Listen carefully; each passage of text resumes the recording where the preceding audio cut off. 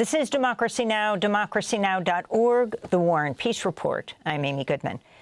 We turn now to the ongoing Gaza ceasefire negotiations as Israeli forces continue their attacks on multiple fronts.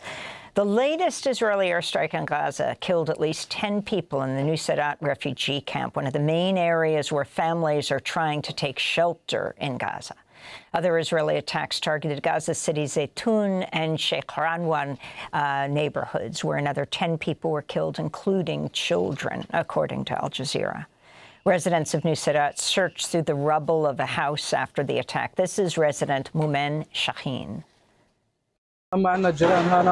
Our neighbors here are all under the rubble, a family under the rubble, a man, his wife, their children, and the neighbors next to them. We were able to remove around 9 martyrs, all of them children in pieces.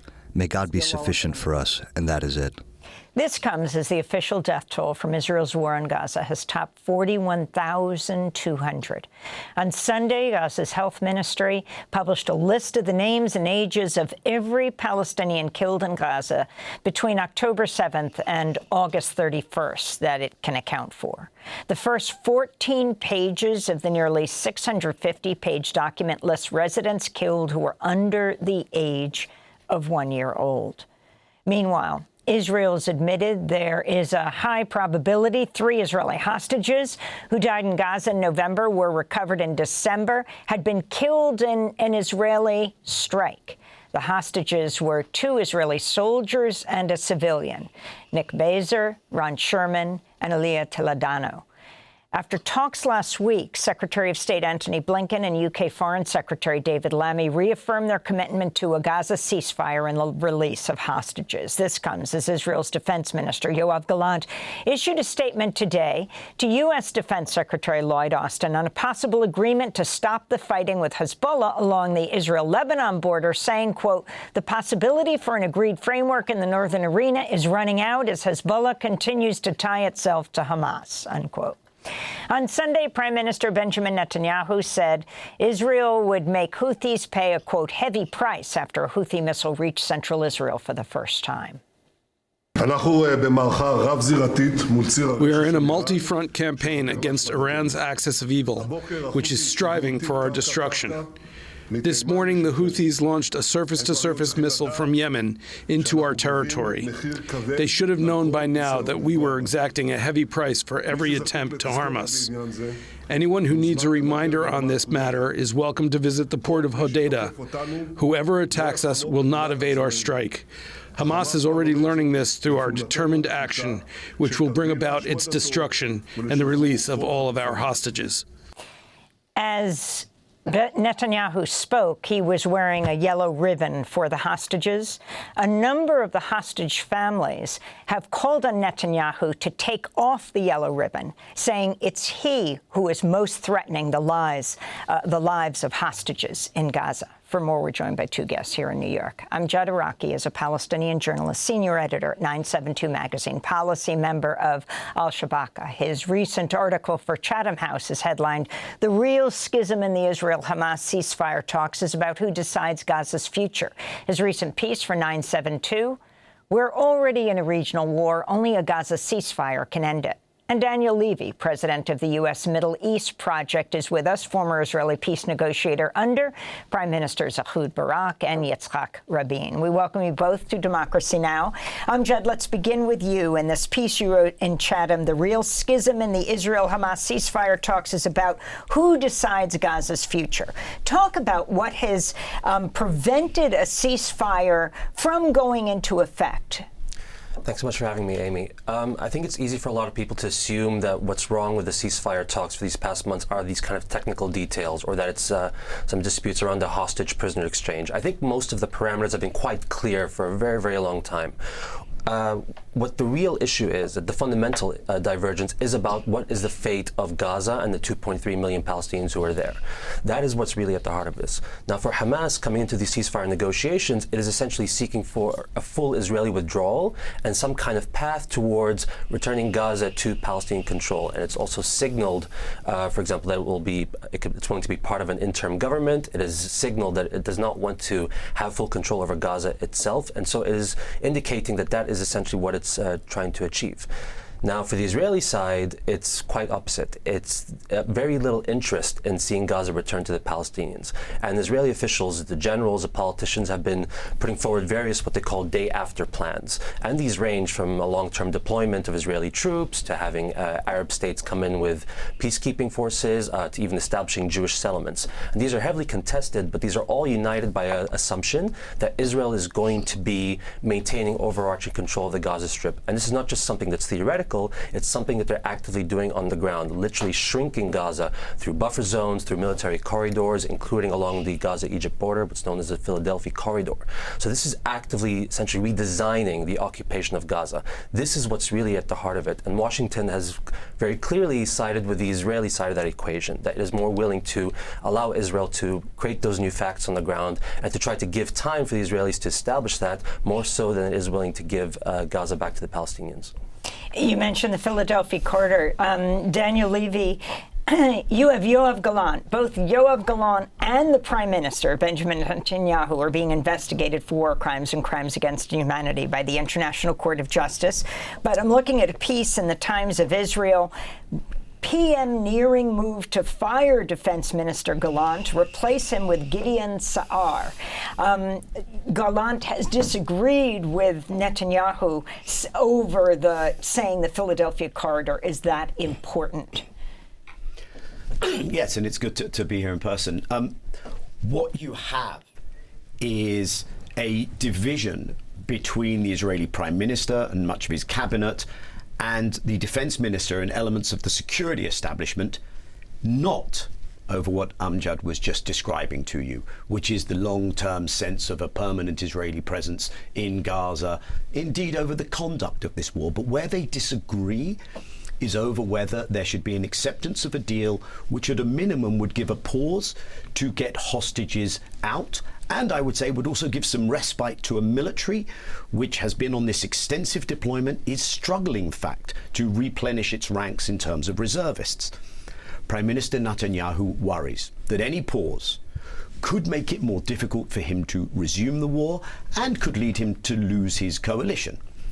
Netanyahu wants an open-ended war in Gaza, an open-ended war in the West Bank. Since 28th of August, Israel has been conducting a more extensive, they're always operating, but a more extensive, more destructive military operation, including against infrastructure in the West Bank, and an open-ended war on the northern front with Hezbollah in Lebanon. So he's at odds with those guys. He wants to get rid of not only his defense minister, but some of the senior military echelon in order to complete his takeover of the Israeli elites. Again, the differences matter. The differences aren't that significant when it comes to Palestinian rights. They matter in terms of the immediacy of the intensity of the genocide. What's interesting in the last weeks, and you referenced that yellow pin that Prime Minister Netanyahu was wearing and the criticism from the families of those Israelis being held in Gaza, what's interesting in recent weeks is the extent to which the US efforts have also sided with Netanyahu in this internal disagreement with his defense minister, with the hostage families, with the security establishment. I think mostly that's because of the Biden administration's slavish devotion to running cover and preventing accountability for Israel, slavish devotion to Israeli narratives. There's probably some amateurishness and some unintentionality thrown in there as well.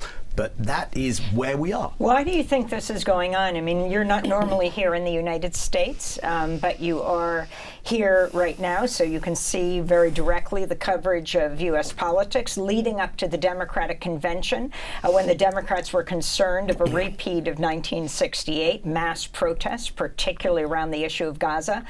Inexplicably, they announced that they were okaying, $20 billion more weapons for Israel. And it was right before, supposedly, President Biden was pressuring Netanyahu for a ceasefire. But they okayed this tens of billions of dollars of weapon before they were pushing him to okay a ceasefire, which, of course, he didn't. And, of course, if he falls from office, if there isn't an open-ended war, he could go to trial and end up in jail, which might lead us to understand why Netanyahu is pushing so hard to keep all of this open and not have a ceasefire. And it's ideological. I don't want to leave that out of the equation. It's political, it's coalition, it's Netanyahu as the indispensable wartime leader, but this is also driven by the Greater Israel permanent displacement of Palestinians ideology, in terms of what you referenced. I don't know of a definition of the word pressure which accords with the idea that America is exerting any pressure on Israel to end these activities. What we saw, and I think there was unfortunately characteristic when it comes to this issue, deceit and dishonesty from the administration by creating this sense, hey, we're getting close, there are ceasefire talks, just to coincide with the Democrat convention. However, they have placed themselves in the very precarious position that Netanyahu, I don't know that this is going to happen. I probably won't, because he has other considerations. But here we are, less than 50 days from an election, where his next moves could still impact your election over here. I think when you look at this from the perspective, if I may, of Americans, I don't think there's much of a constituency, there's much capacity on the Republican side to try and leverage this issue to impact their candidate. I think that still does exist on the Democrat side. And I would also, if I can, just look to the future, Amy, because these people, whatever the outcome of the election, those who've been most in charge of this policy, a policy on trial very soon, one imagines, at the ICC, the International Criminal Court, already condemned at the International Court of Justice, they will now be out of office. And how will they be treated, both legally and socially, politically, as the people who were complicit in this? How will Secretary Blinken be received when he leaves office? All within legal realms, has to be, because that will send a signal to future office holders. There should be a stigma and a cost associated with complicity, legal culpability in these kinds of crimes. And we saw a horrible reminder, not new, but a horrible reminder to Americans, something we know already, but when Aysen or Ezgi Aygi, the dual national Turkish American, was killed, perhaps by American weapons, Biden immediately ran to give cover to the Israeli side. We saw again that one kind of American life is treated differently to another when it comes to these dual nationals. The administration is absolutely right to wrap its arm around those dual national Israeli Americans being held. But where are they when it comes to wrapping its arms around, embracing, reaching out to these families? It's happened before, Shireen Abu Akleh, Rachel Corrie, and it happened again. And there is a price to pay here, not just in the US, because the international norms that are being violated are going to haunt us and have implications around the world for years to come. Israel is not the only bad actor. It's not the first bad actor. Others do bad things in the world. But the extent of what has been done over these last months, and the extent of America preventing accountability when it comes to calling a UN agency like UNRWA a terrorist organization, a piece of legislation going through the Israeli parliament right now, when it comes to ignoring ICJ rulings, when it comes to the International Criminal Court, when it comes to using starvation as a weapon of war, when it comes to this mass destruction, we are going to be living globally with the consequences of the trampling of these norms for a long time, I'm afraid. I should say that both of you are here in the United States. You spoke at a Jewish Currents conference, the magazine Jewish Currents, which was supposed to be at Brooklyn College, but in the end, they said that they couldn't have the meeting there, and interestingly, they ended up having it at a synagogue on the Lower East Side. Amjad, you write in your piece that the Biden administration's policy towards Netanyahu has only reinforced the sense that the U.S. is Israel's lawyer.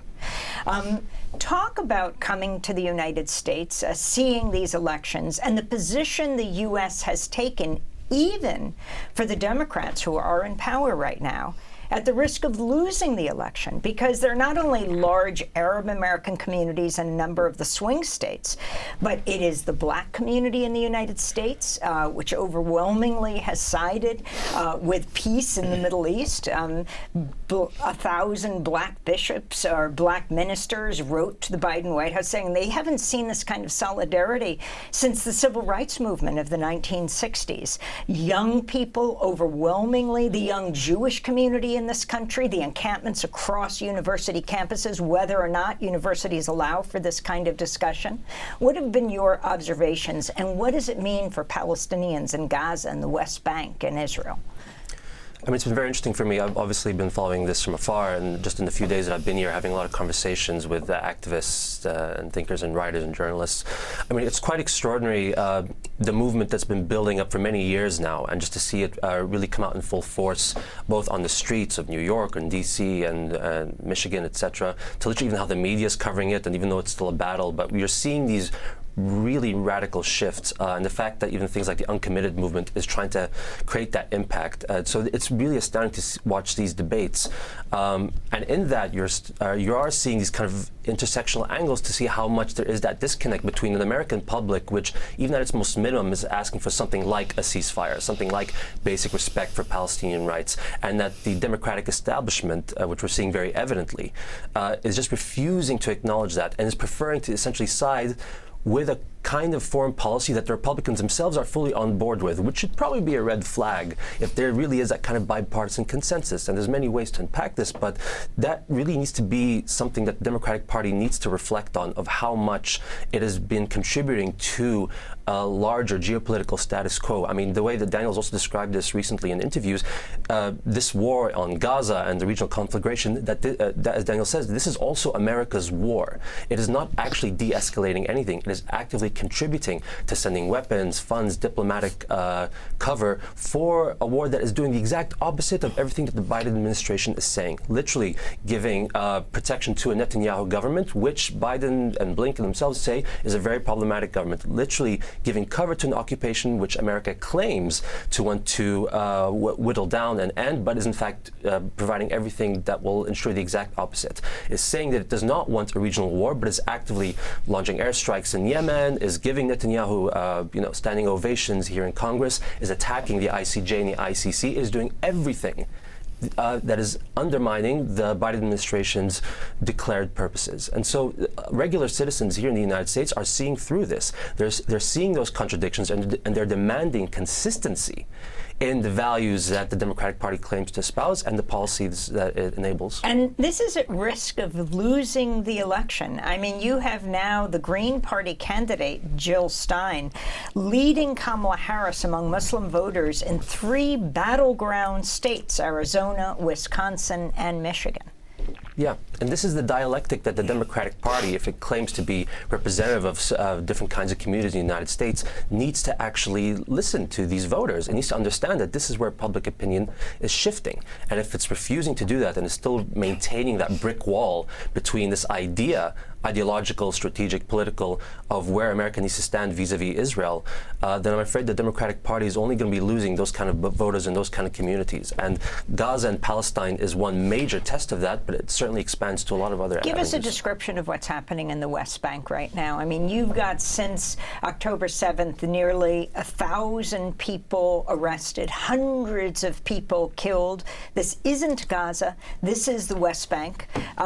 If you can explain what you think Israel wants to accomplish here. From the very beginning of the war, the Israeli state, the Israeli army, and the Israeli settler movement has taken this as a full opportunity to entrench its control over the West Bank. You're having a massive increase in settler violence, which has been increasing for years, but this has again been expedited massively since October 7th. The Israeli military is crossing all lines, not just in Area C, which is the main areas that the Israeli military controls, but is actively invading cities and refugee camps in Jenin, in Nablus, in Tulkarem. It is really going all out to essentially enshrine and expand its de facto annexation that has been going on for a very long time. And this is being accompanied on the ground with pushes in the Israeli Knesset by the Israeli government to pass new laws and bills and new policies, especially by people like Finance Minister Bezalel Smotrich, who's also essentially the de facto governor of the West Bank, to essentially enshrine that this one-state reality and to make it as permanent as possible. So this is, and what's happening in West Bank is intricately tied to what's going on in Gaza. It's not just isolated in one place. I misspoke. I said 1,000 arrested. Yeah. 10,000 yeah. Palestinians have been arrested, most held without charge. A number of reports from many different groups have said people are being tortured, people are being killed, people are being raped in jails. Daniel Levy, what you think Israel wants to accomplish there before the end of this? Do you see them annexing the West Bank? De facto, we are very deep into that process. The Israeli government is making good on its own coalition guidelines, and let me remind you what those guidelines say. The Jewish people have an exclusive and inalienable right to all parts of the land of Israel. That was set out long before October 7th. It was a government with those guidelines that the Biden administration handed entry to the visa waiver program, tried to get normalization with Saudi Arabia. So that was the way that Biden backed the axis of Israeli extremism. And we now see it coming to fruition. And it's not coincidental that there is a scorched earth policy in the West Bank, because the intentionality here is to either force Palestinians out or make life there so miserable and make this a kind of humanitarian aid basket case for years and decades to come, that we don't talk politics. We focus on, can we get this assistance in, that assistance in, or both.